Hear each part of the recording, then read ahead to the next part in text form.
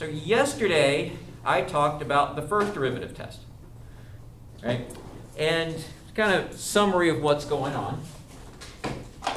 So here's what we know about graphing functions, because that's the whole thing. The whole idea, the overarching theme of everything on this chapter is curve sketching. I want to graph a function. I want to know, what does the function look like?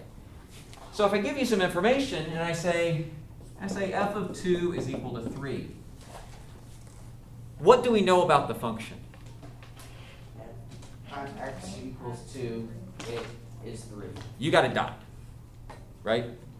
We don't know much, right? So if I tell you f of 2 is equal to 3, here's what we know. I got a dot. Great. Okay, it doesn't tell me a whole lot about the shape, does it? I've got a dot somewhere, right? Well, what if I tell you f prime of 2 is equal to negative 1? Now what do we know? The slope of that dot is... Okay, what does that tell me about the function?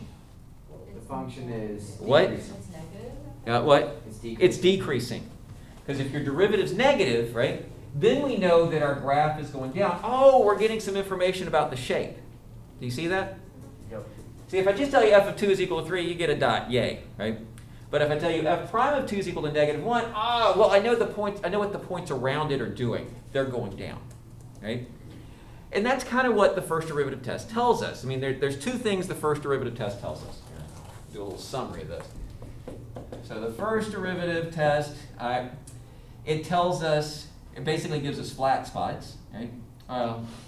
So yesterday we talked about critical values, and we talked about intervals of increasing and decreasing.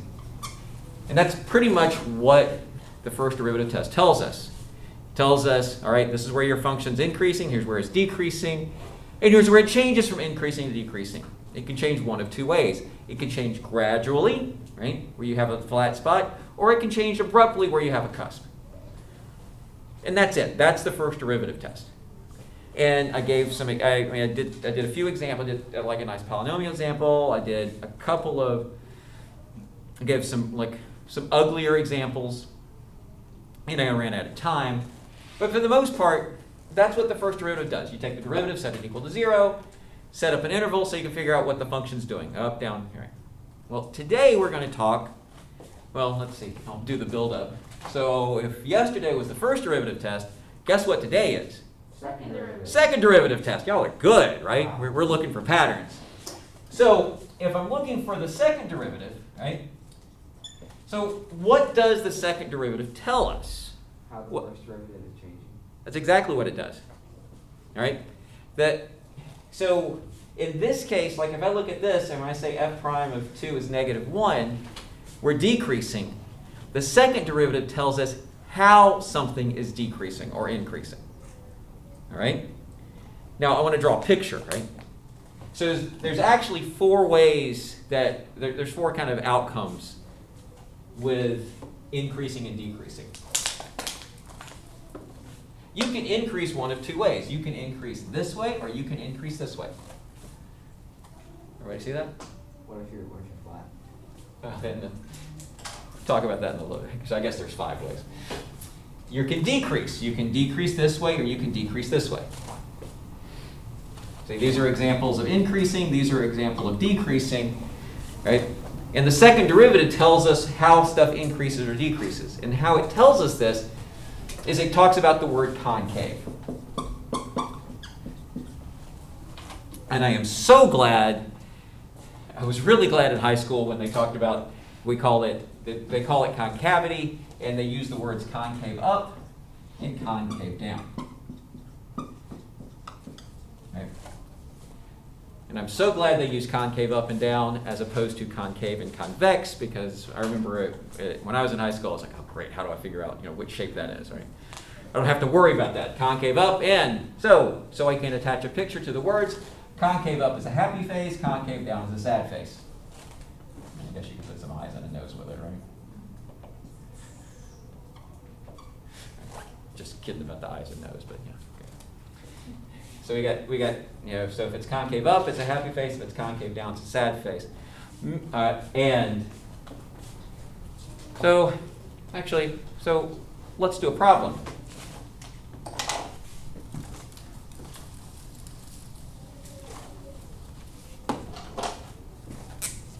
So our first problem is going to be, I'm going to start off with f of x is equal to x to the fourth minus 4x cubed.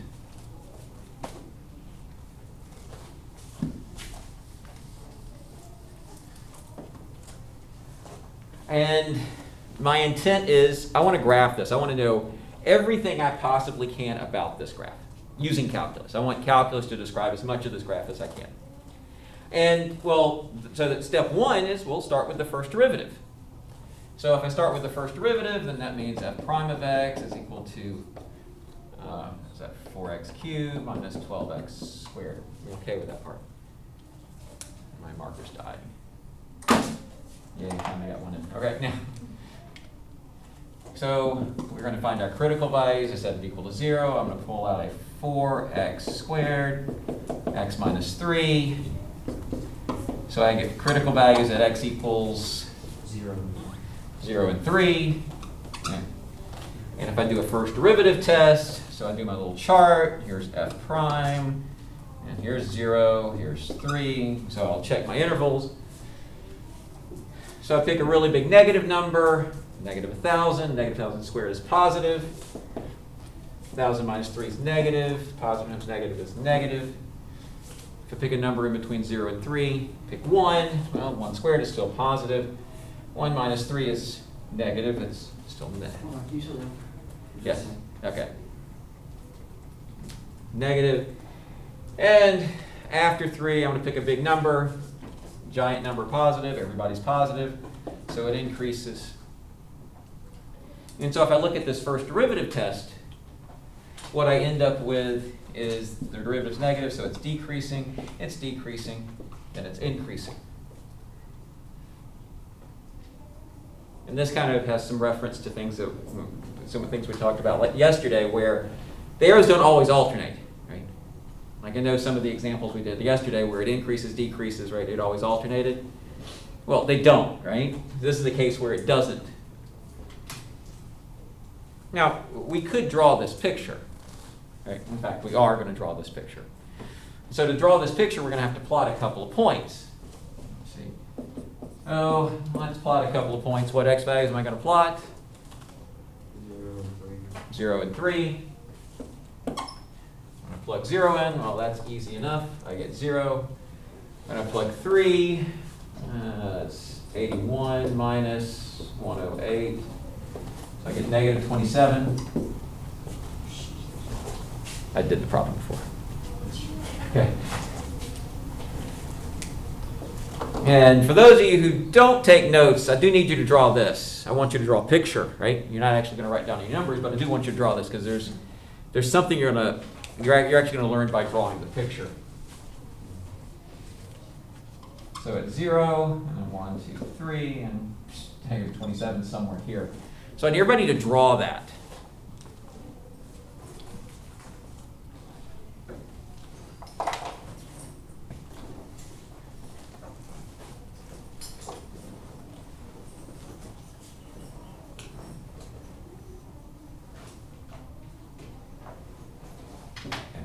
So everybody got that? We got our dots. Now, we're going to use calculus to help us draw our picture. And the first thing we're going to do when we use calculus to draw a picture, because our derivative is 0, each of these dots is a flat spot. Everybody okay with that statement? And since each of those is a flat spot, what I want everyone to do is draw a flat spot. When doing any kind of curve sketching, when you have a flat spot, draw a flat spot. Right? It's going to help you draw a better picture. Because if you don't draw that flat spot, you end up with lots of things with corners that aren't supposed to have corners. So we draw a flat spot. Now that we've got our flat spot, now I'm ready to draw the picture. So to draw the picture, well, what's it tell me I'm doing? Decreases. So it says I'm decreasing, but remember I've got a flat spot, so I better level off, right? And then it says I'm decreasing to here, but I have a flat spot, so I better level off, and then I'm increasing, right? Because that's what that little chart told me to do, right? So I'm going to get my little flat spot, and then I go back up. And I get a little picture. Now, that's a problem I could have done yesterday, right? But now I want to talk about this concave up and concave down. When you look at this picture, can you see you have, this is part of a happy face? Yeah. When you look at this picture, can you see like from here to here is part of a sad face? And then from here over is part of a happy face? That's that concavity we're talking about, right? So, everybody okay with that picture? Also, did you notice that you did a better job of drawing a smoother graph since you drew a flat spot? See what happens if you don't draw a flat spot? Some of you are great and draw a perfect picture no matter what. But some of you may be like me. If you didn't draw the flat spot, you may have made that like almost a corner. Like you're so concerned about connecting the dots as that you're not paying attention to the shape. And drawing the little flat spot makes you pay more attention to the shape. All right, so, well, I guess we better do the second derivative test, huh? Because it's all about the second derivative day. So guess what do you think we're gonna do first for the second derivative? Take the second derivative, right? We're not really creative in all this. So I take the second derivative and I look up here and I get, what's that, 12x squared minus 24x. You know, with our first derivative test, we took the derivative and set it equal to 0, and we found these things called critical values, right? Places where the function can change direction. Well, if you take the second derivative, guess what I'm going to do? Set it equal to 0, right? That makes sense? We're kind of doing the same thing, aren't we? Right? Like the first derivative test, we take the derivative, set it equal to 0. We got these things called critical values. We'll do the second derivative test. You take the second derivative and set it equal to 0. All right, well, say if I pull a 12x out, that's going to give me an x minus 2. And so where does my second derivative equal 0? 2 and 0. 2 and 0. Well, that's nice. And so x is equals 2, and x is equal to 0. Those have a special name, and I'll talk about that name in just a minute. All right? But what I wanted, those values where my second derivative equals 0, those are places where the concavity can change. It can change from happy to sad. Similarly, like where my critical values are places where my function can change from increasing to decreasing. Anytime your second derivative is 0 or undefined, those are places where your function can change from being happy to sad or sad to happy. And the way we sort of summarize that is we're going to draw a number line. And so I draw a number line, and I have 0, and I have 2, and I'm going to call this my second derivative test. We're going to check some things out. Okay, so I'm going to try a value over here. So negative big number. So negative 1,000. Okay, that's negative. Negative 1,000 minus 2, that's negative. Negative to negative is positive. Then I'll pick a value over here, probably 1. And so that's positive, that's negative, so that's negative. I'll check a value over here, and giant big, positive big number, so everybody ends up being positive. Now here's the difference. The difference I want in this is, instead of having arrows that go up or down, I want happy and sad faces. So if your second derivative is positive, you get a happy face. If your second derivative is negative, we're going to get a sad face, and then we get a happy face. Is everybody okay with that? Now, well, since we have this picture, since we have our second derivative chart, let's see how that compares to our actual graph. Our graph says we better have a happy face up until 0. Do we have a happy face until 0? And it says we better have a sad face from 0 to 2. Do we have a sad face from 0 to 2? And then after 2, it says we have a happy face. Now see how that sort of works with our picture. I mean, I guess I could actually plot 2. So if I plug 2 in, what's that going to be? 16 minus 32, so it gives me a negative 16. That's what I could call that point. So, some observations. Did doing the second derivative test help us draw a better picture? It could if you did it before you graph. Did it help this picture? No. It really didn't, because I already drew that picture before I did the second derivative, right? And in general, you don't need the second derivative to come up with a picture of the graph, right? Now we will get into some, actually we may not, but there are some really ugly pictures where you got, where the derivative doesn't exist and you got all sorts of weird stuff going on. And you can use the second derivative to help figure some things out, but for the most part it doesn't, right? But they ask questions about the second derivative on the AP exam, and so I have to make sure we talk about it, right? But does it really help you graph? Not so much, right? All right. Oh, I forgot something. So when your derivative equals 0, what's it called? Critical value, and if you plug it in, you get a critical point. I didn't stress that yesterday. There's a difference between critical values and critical points. Critical values are just the x values. The critical points are the actual coordinates. All right? Not all critical values become critical points. There's going to be some problems like that later. So we need to talk about what is it called when your second derivative equals 0. And when your second derivative equals 0, that's called a point of inflection. Okay. So like here I had critical values at x equals 0 and 3. When I take my second derivative, technically what I should have had is that points of inflection. I'm never going to write the word out again. I'm just going to say PI because that's actually what every textbook does. All right, points of inflection at x equals 2 and 0. Well, sort of. See,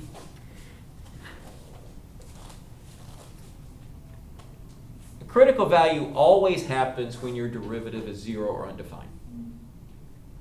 Okay? If anytime your derivative is 0 or undefined, you get a critical value. Okay? It doesn't always happen with a second derivative. Right?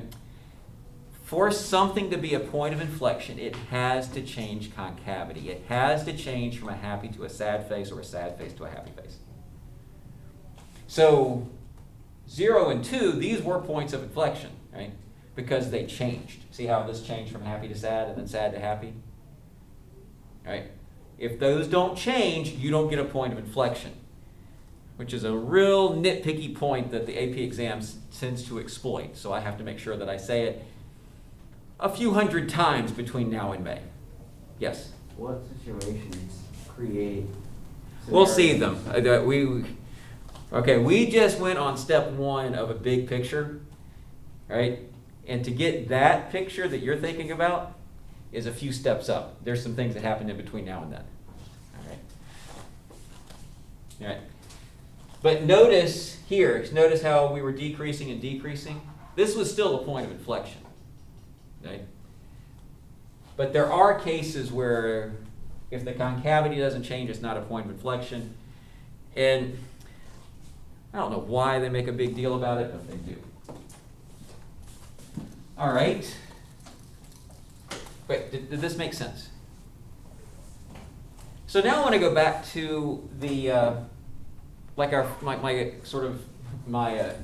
driving, like our situation at the beginning of class. Our situation at the beginning of class is I gave some information about this mythical function. I don't know what the graph looks like, but I know that f of 2 is equal to 3, and I know that f prime of 2 is equal to negative 1. And with that information, we knew, okay, we have a dot here, and then this tells us I've got a dot. This tells us, around the dot is going down, right?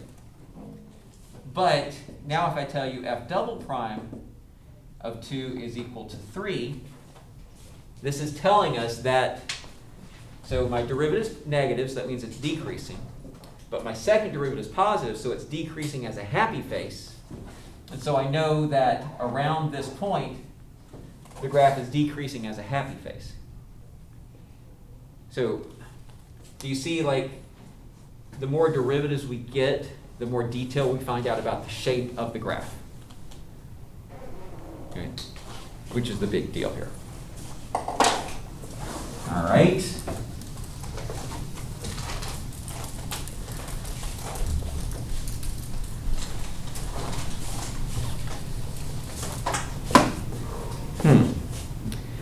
So let's look at an ugly problem. Yay. So if I start off with f of x is equal to 6 over x squared plus 3.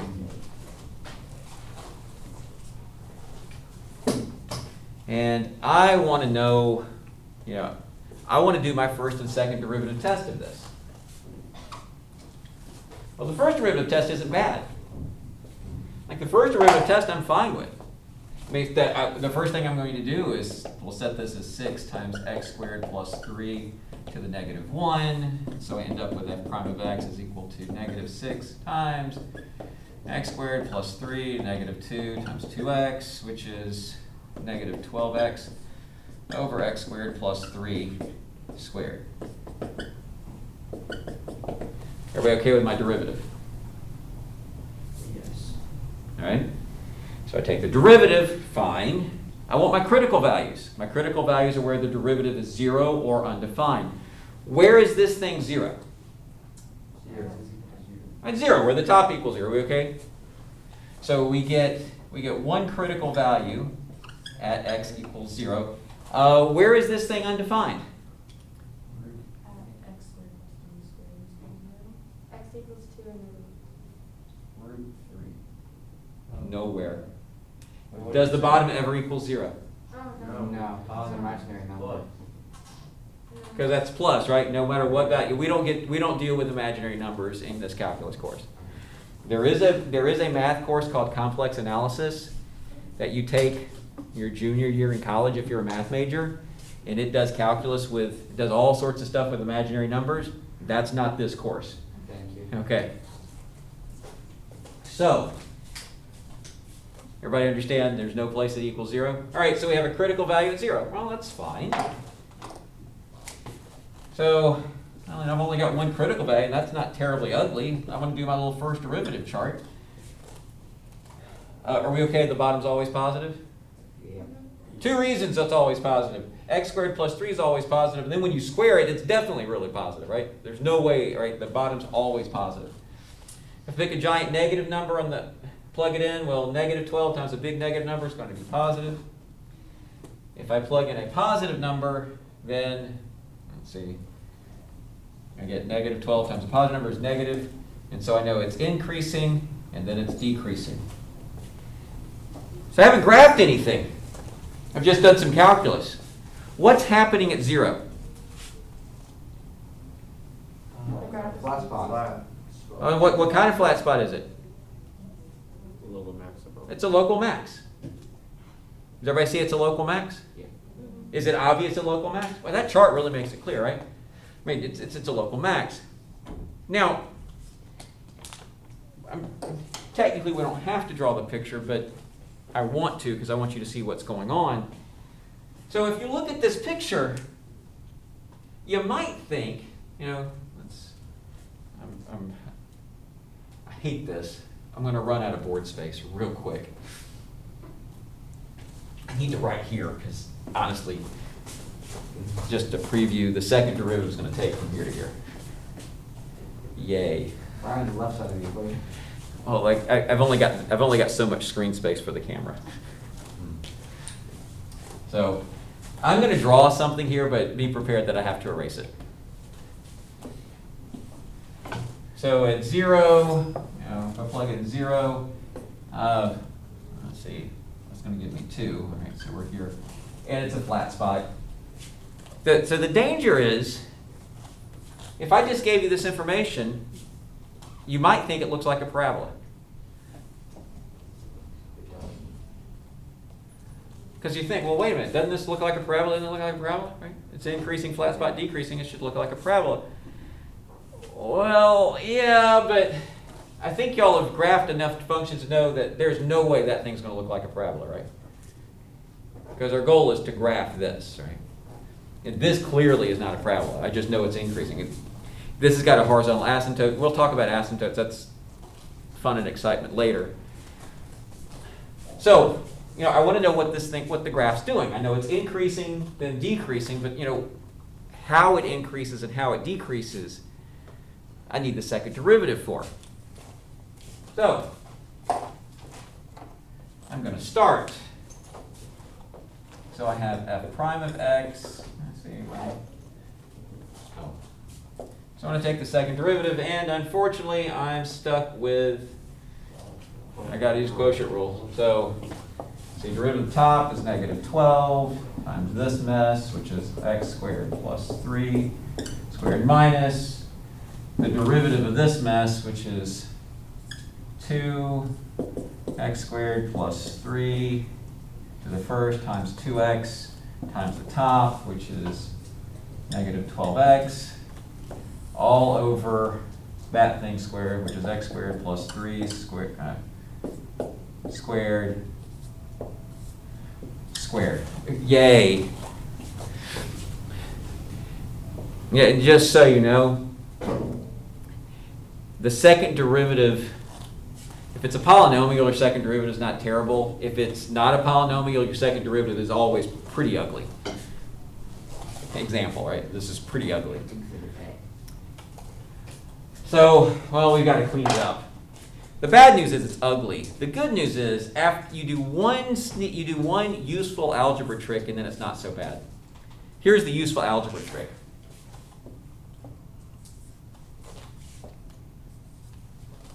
There are two terms. I've got this term and I've got this term. What's in common? X squared plus 3. Perfect. And x squared plus 3 is in common. What else is in common? Negative 2. Well, negative 12, right?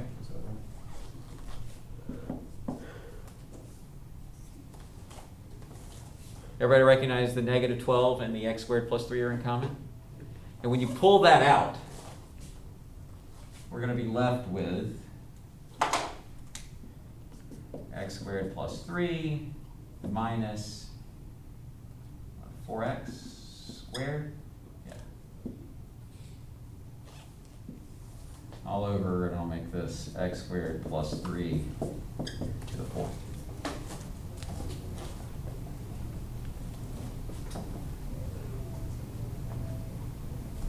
That doesn't look as intimidating to me.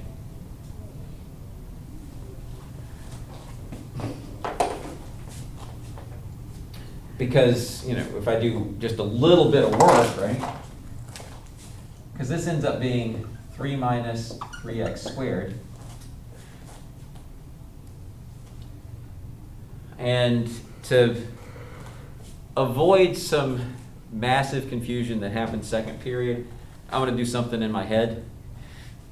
I'm going to factor out a negative 3 here. So that'll give me the x squared minus 1, because I like having the x's first.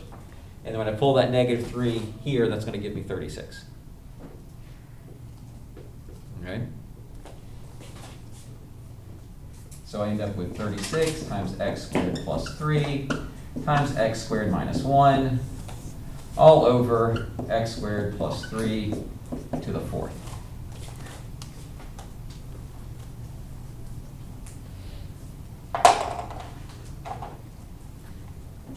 All right.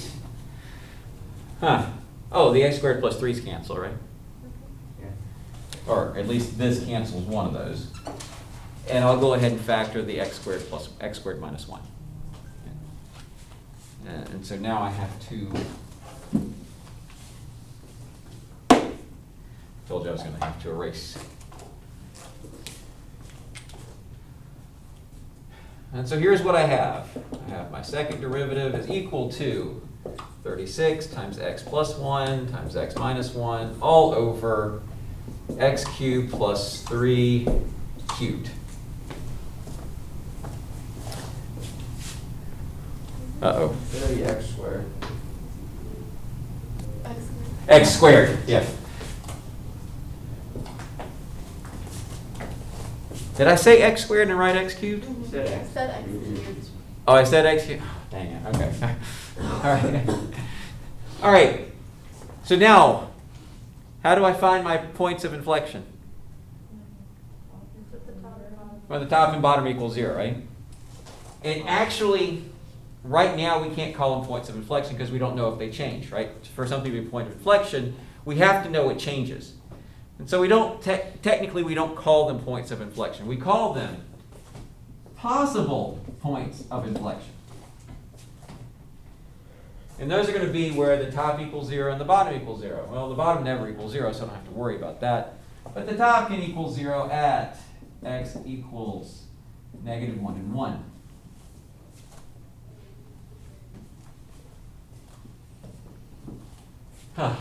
And so now I go through and I do my little chart. Here's negative 1, here's 1. 1. Now I check. First, can we agree the bottom's always positive? So I'm not even going to bother checking that. So if I plug in giant negative number, let's see, giant negative, that's positive. If I plug 0 in, I get negative, and if I plug in giant positive number, everything's positive. Wait, if you plug in 0, you get negative. Because that's positive, that's negative. And so now, since this is my second derivative test, I get a happy face, sad face, and a happy face. And I hate to do this, but I need to move the camera again. Yeah, move the camera. No, the issue is these problems just take up a massive amount of space. If I were to give you a curve sketching problem, it takes up a full sheet of notebook paper. By the time you do the first and second derivative test and some other things, it just takes up a full sheet of notebook paper. And I need to erase this, this part.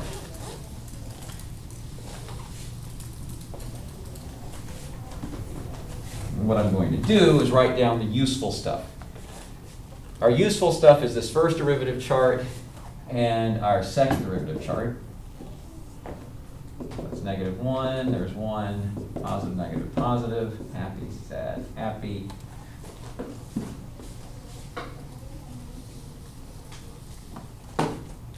And here's our picture.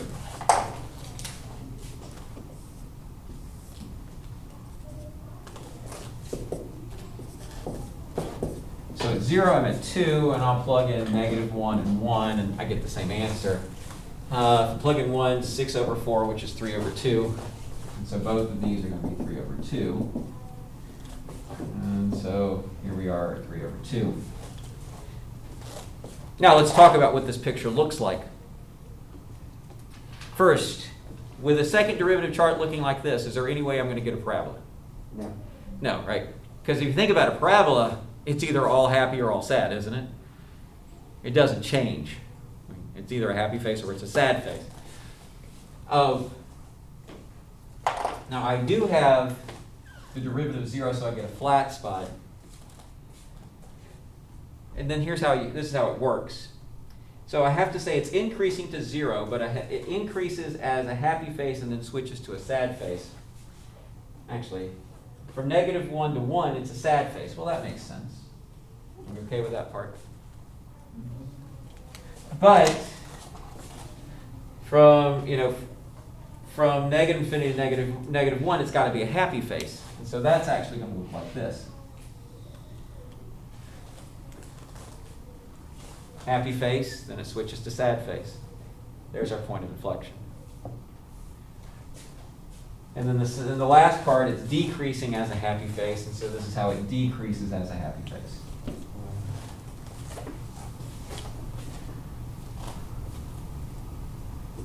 And the horizontal asymptote is 0, right? And we do have a horizontal asymptote at 0. There's actually a whole section about asymptotes in as far as curve sketching, so I'll talk about those later. Not today. Today is all about the second derivative. But this didn't start off ugly, but dang, that second derivative is a pain. All right. So my last example is a curious application of the second derivative. And you don't think you need it, but I'm going to guarantee that later in the year we will.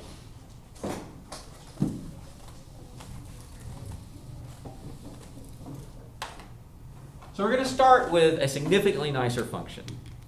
My significantly nicer function is f of x is equal to negative 3x to the fifth plus 5x cubed.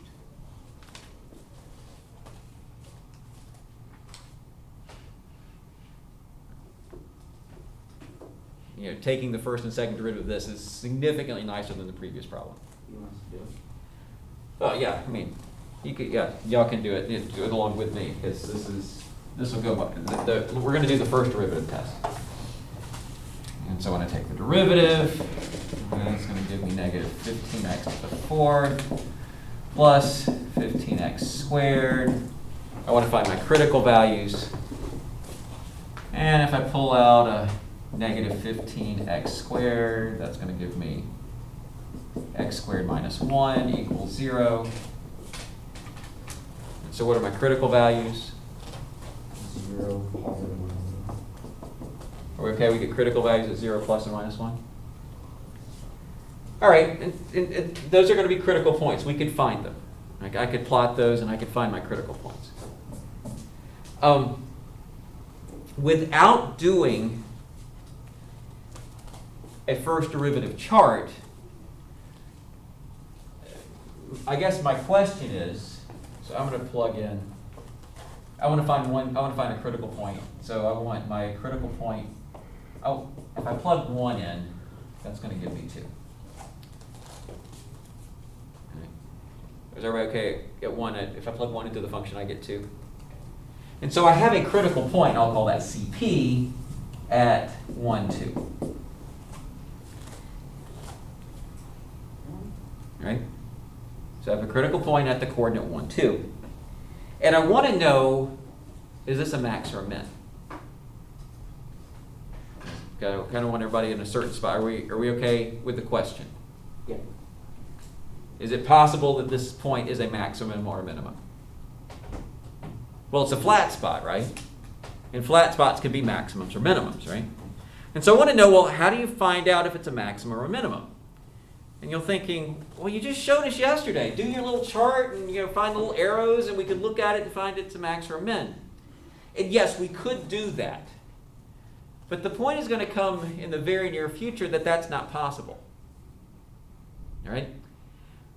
So let's say that it wasn't possible to actually do that chart. But it was possible to take the second derivative.